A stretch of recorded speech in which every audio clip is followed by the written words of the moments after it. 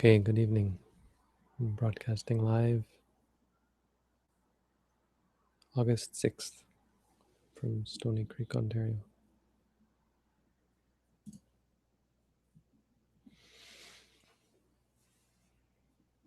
And so we're live both on YouTube and on Meditation Plus.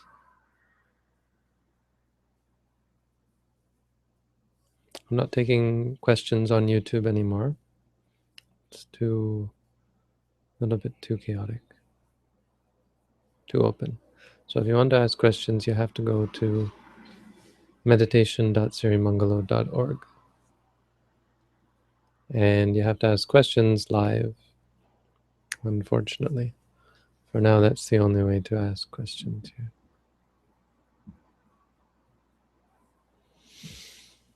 So here we've been doing our meditation, and now we come together to look at this quote. And we have a quote on the carpenter.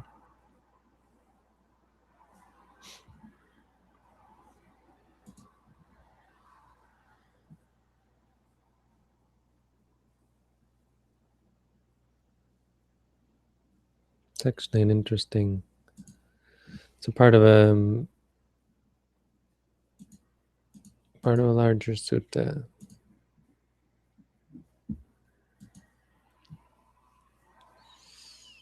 Talking about hens as well. So it starts off not just talking about the carpenter, but he says, first of all, suppose there were a hen with 8, 10, 12 eggs.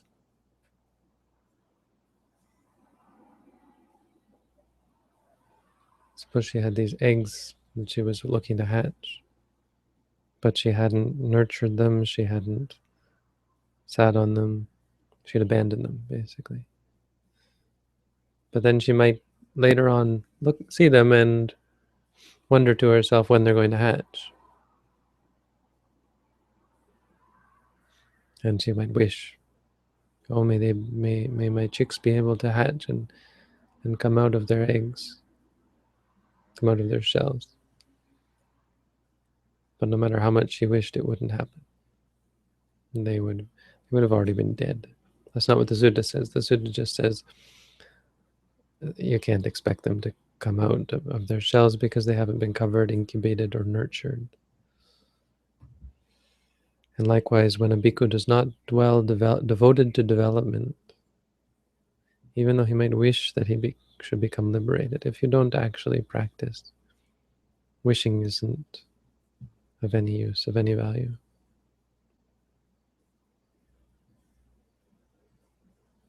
On the other hand, when you're dwelling devoted devoted to development, when you devote yourself to the development of the mind, the Buddha says, even though no such wish, even though he might not wish, he or she might not wish, oh, may I be free from suffering, oh, may I be freed from the defilements.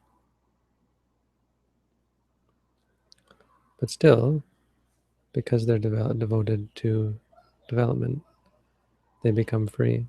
I mean, it's not a difficult teaching to understand. It's quite simple, but it's important. It's a reminder to us that no, it's not good enough to wish, because we find ourselves wishing.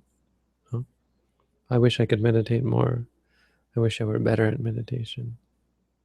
I wish I could be free from suffering. Oh, I wish I could be a better person. Alcoholics, drug addicts wish these things, but wishing has no benefit, no value. Clearly, regardless of whether the Buddha is saying, regardless of whether you wish or not, makes no difference. Which is interesting. There's this question that goes around and people ask, it's asked again and again. If Buddhism is all about giving up wanting, what's this about wanting? What about wanting to meditate? How can you possibly progress without wanting? This is the key. You see, meditation isn't based on desire. In fact, the more you meditate, the less you have any desire, goal, or intention to become anything. You do it more as a matter of course and out of wisdom, out of an understanding that it's the right thing to do.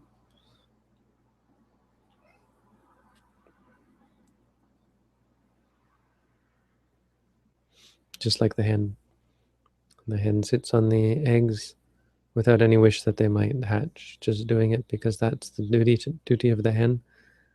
And regardless of the fact that she has made no wish, in due time, the eggs hatch.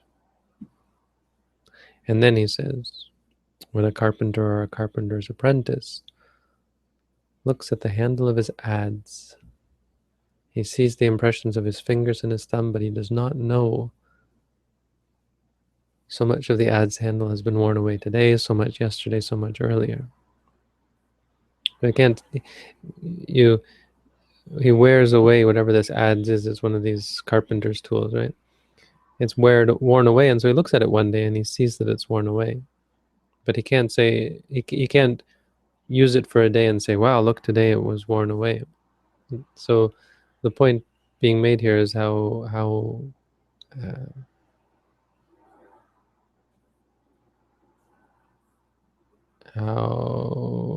minute are the changes, how fine are the changes that come about through meditation, that from one day to the next you might not see the difference. But you'll wake up one day or you'll be one day in a conflict situation and you'll realize you're handling yourself better than you were before. You'll realize that as a result of the benefits of the meditation, you've changed. But you couldn't say when the change, no, it was so gradual. That's the idea being passed on here. But when it has worn away, the knowledge occurs to him that it has worn away. So too, bhikkhus, when a bhikkhu dwells devoted to development, even though no such knowledge occurs to him, so much of my taints have been worn away today, so much yesterday, so much earlier. Yet when they are worn away, the knowledge occurs to him that they've been worn away. And more, there's more to the sutta actually. This is from the Samyutta Nikaya. It says, I'm reading Bhikkhu Bodhi's translations. I've got them on this on the computer. Suppose, bhikkhus, there were a seafaring ship bound with rigging that had been worn away in the water for 6 months. It would be hauled up on dry land during the cold season, and its rigging would be further attacked by wind and sun. Inundated by rain from a rain cloud, the rigging would easily collapse and rot away.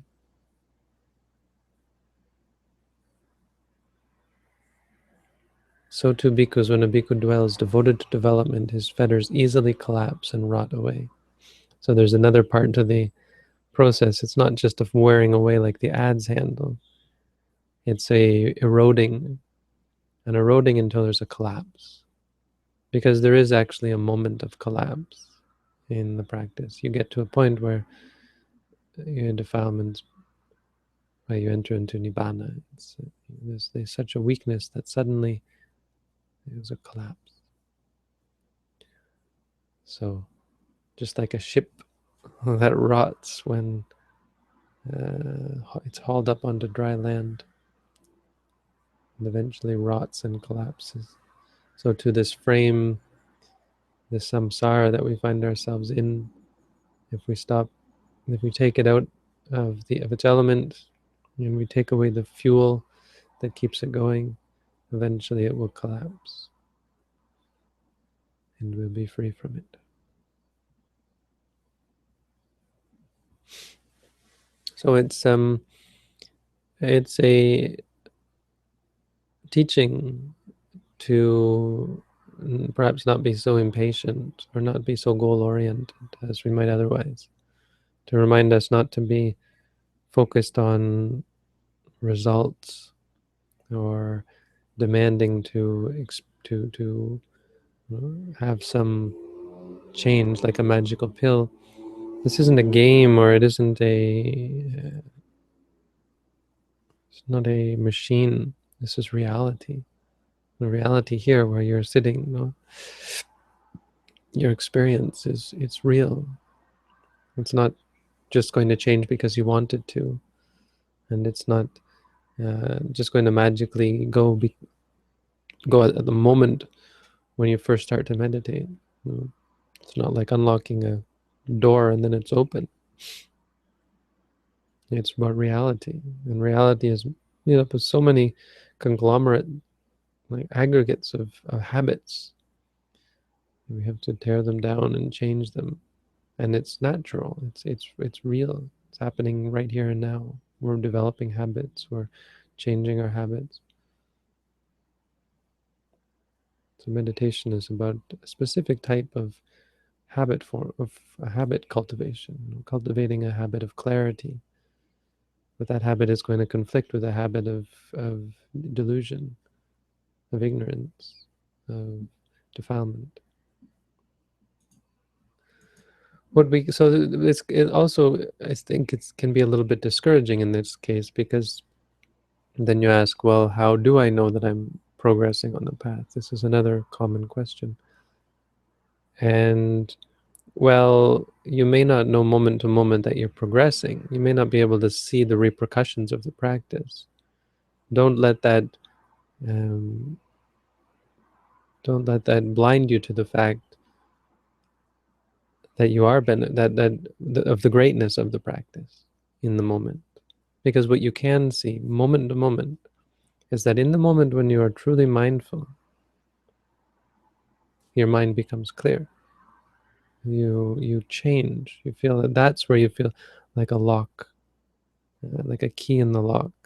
You catch it, and you've broken a chain. You've released the chain by freeing yourself from the lock. It's like untying a knot, or it's figuring out a puzzle, like one of those puzzles where you turn things just right and then it opens. And that you can see moment to moment. You get something.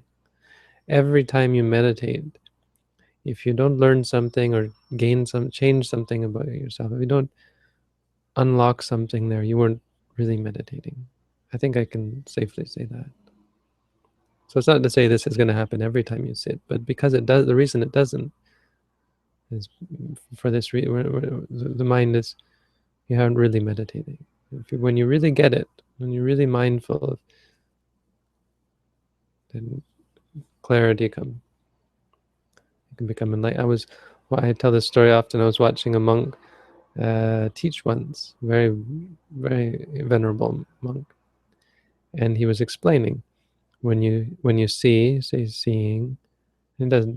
This is just giving the same teaching as he normally would.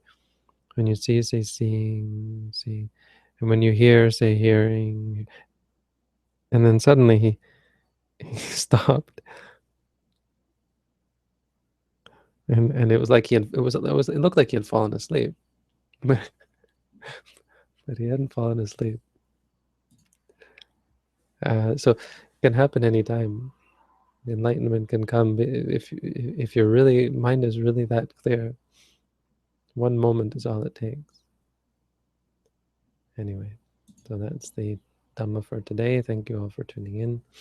Now I suppose we have some questions.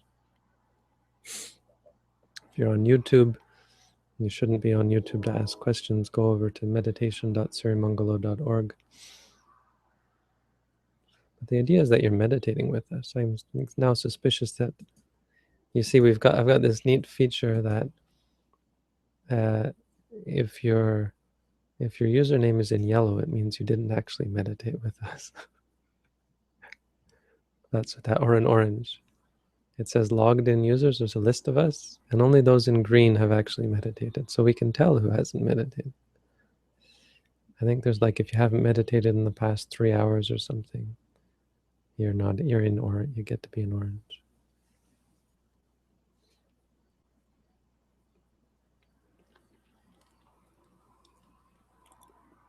So we have questions. After practicing for some months, the meditation is described in the booklet. Awesome. Now I keep asking myself, is this it? I can see mental and physical phenomena come and go. And then what, I ask myself? Should I just keep recognizing these questions as thinking? You should look at them as probably based on some sort of defilement, that you have doubt or desire for something more, wanting something special to happen.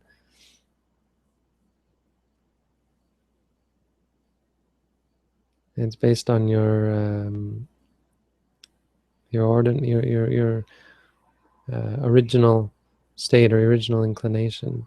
And meditation isn't going to do anything for you. It's going to untie the knots. So this is kind of a knot, really, when you have doubt or when you have the desire, whatever this stems from, desire for something more. Then you have to meditate. That's a knot that you have to untie. So that's what I would recommend at that point.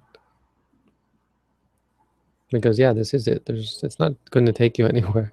It's not going to help you realize your desires or bring you some wonderful thing. It's just going to untie all your knots.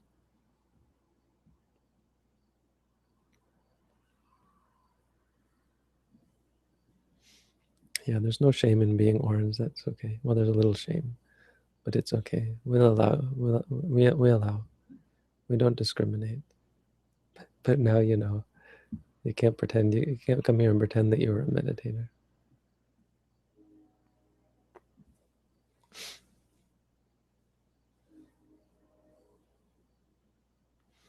How do you view people with more defilements than you? Also, is the use of incense necessary for meditation? Those are two very different questions. How do you view people with more defilements than you? I guess as unfortunate. But you don't really, I mean, I don't really view people, I mean, I think as a meditator, you start to give up your desire to judge others. It's one thing I learned so much from my teacher, because even beginning to meditate, we'd still always um, think of ourselves as superior to others, or want to judge each other and compare with each other, and want to stay away from people who are problematic or so on. But he showed me that the correct way is to never judge anyone. You don't have to be people's judge. You don't have to fix them. It's not your job to change other people. So you don't really judge people. And the most interesting thing I found from him is that he wasn't really all that interested in teaching people. Like, I thought, hey, why aren't we out there helping the world, right?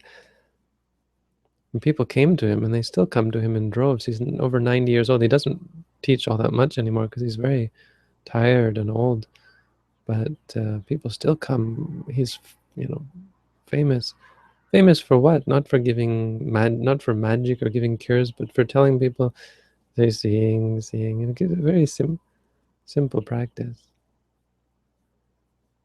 But he doesn't go looking for students.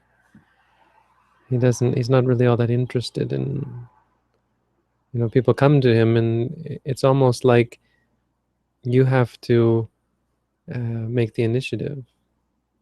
Almost. It's not quite. I mean, he's very open and very kind and very willing to help, but um, not desiring to change people and not looking at you. Well, the other thing I noticed, because I had experience with teachers who would delve and would poke and prod and look for your problems and say, when I first started, I kid you not, my teacher said, the teacher who I was with, not my first teacher said, because I was having trouble. I was having real trouble in my foundation course. And he said, I don't know what's wrong. I think you must, and not I think, but he was sure. He said, there must be something. You must be repressing. It was like there must have been something that happened when you were young, and he was trying to to figure out why I was so. I don't know. I wasn't that bad. In fact, I was okay, but I was in great trouble because I was realizing things about myself, that I was on a really wrong path. And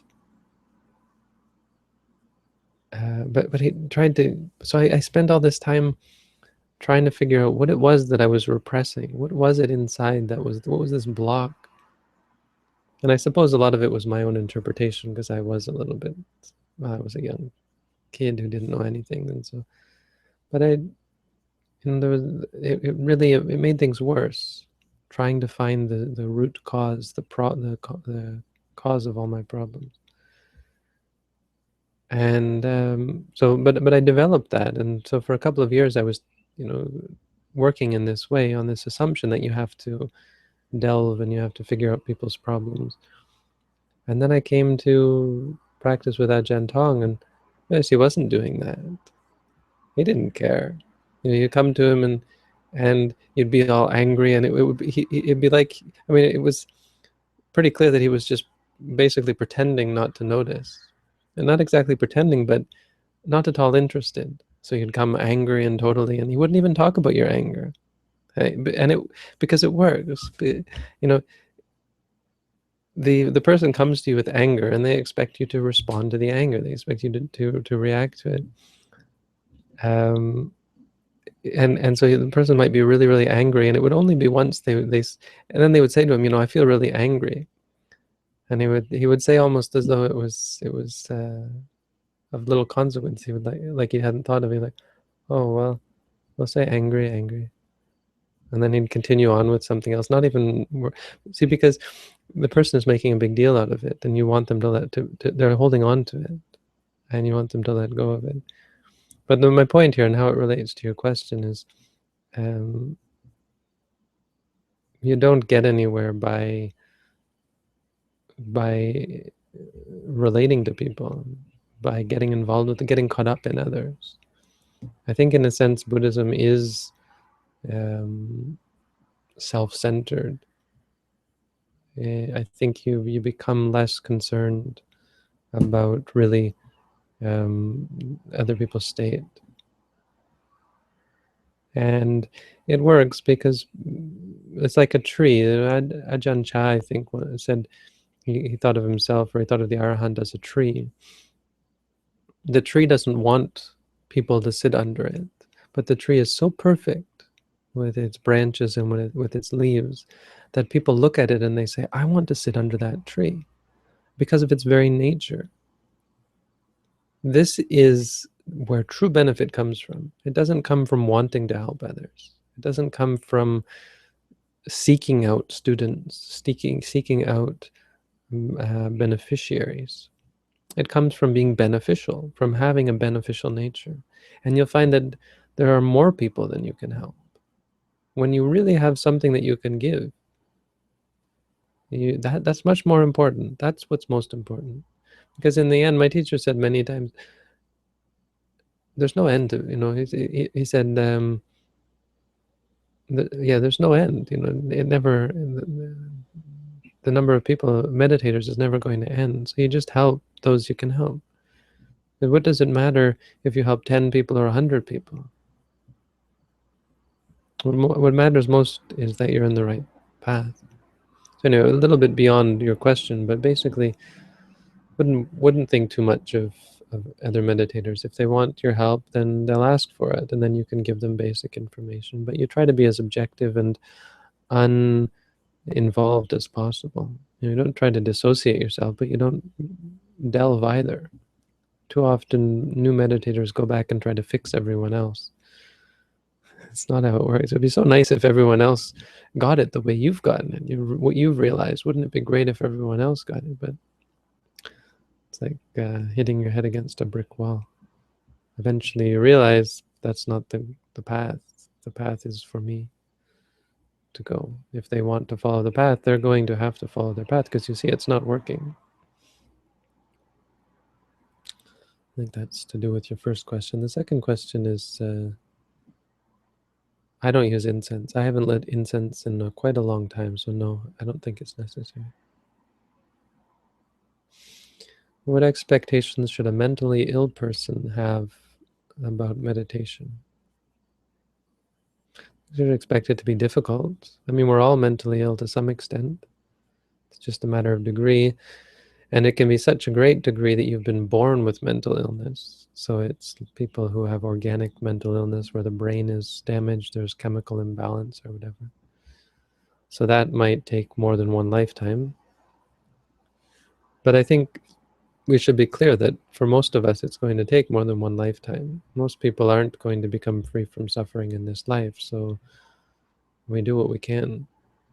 And if you find that you have a mental illness to the extent that you're not able to free yourself from it in this life, then don't think of that as a limit. Death is not the end.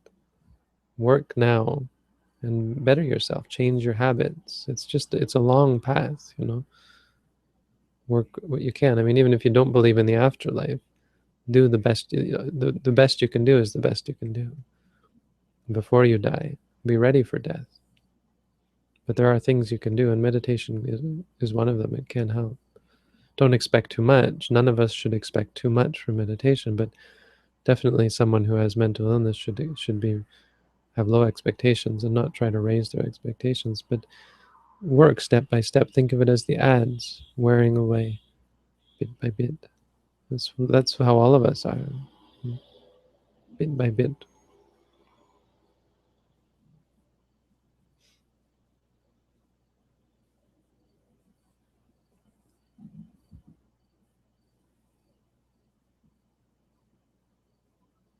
Hmm.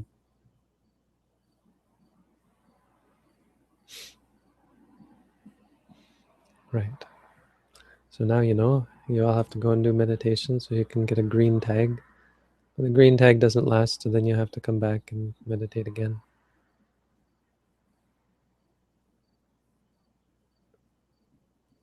Anyway,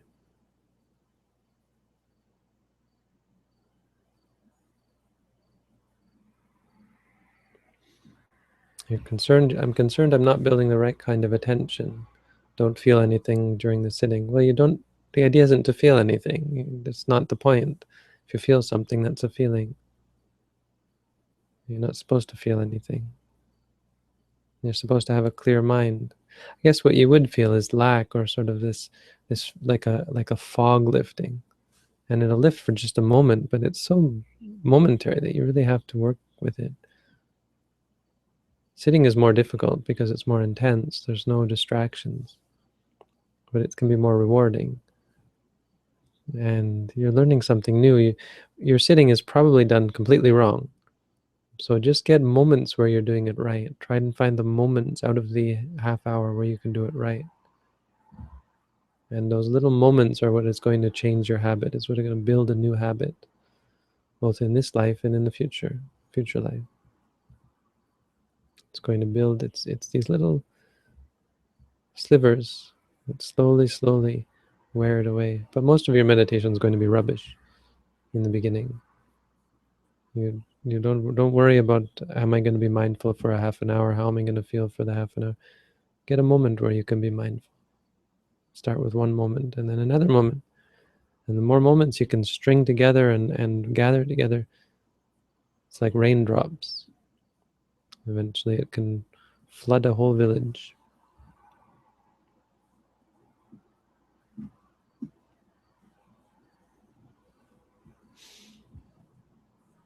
All right, I think that's enough for today. Thank you all for tuning in. Check out sangha.sirimangalo.org. It's our new social network, still under construction, and I got to tweak it a little bit, but soon it's going to show all sorts of stuff when everyone has things to comment and post, and I don't know what we'll use it for, but it's a social network, so it's a place for us to gather and be not overly social, but at least to join together. Anyway, see you tomorrow.